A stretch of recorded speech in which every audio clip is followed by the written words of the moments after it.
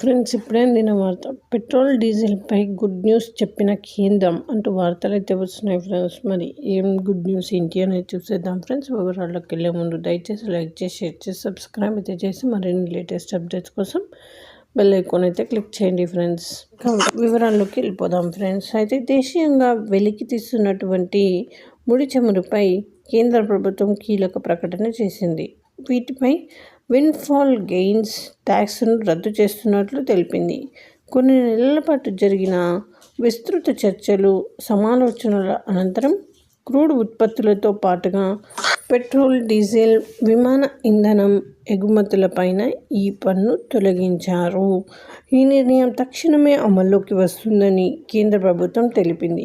ఈ ఒక్క ప్రకటనతోనే దేశీయంగా దిగ్గజ చమురు కంపెనీలుగా ఉన్న ONGC, oil India, Nayara, Reliance వంటి సంస్థలకు ఎంతో ప్రయోజనం చేకూరనుంది.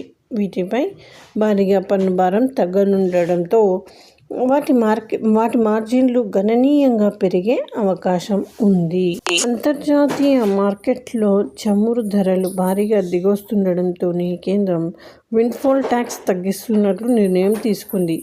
తాజాగా ఈ పన్ను రద్దు నోటిఫికేషన్ను కేంద్ర ఆర్థిక శాఖ సహాయ మంత్రి పంకజ్ చౌదరి రాజ్యసభలో ప్రవేశపెట్టారు.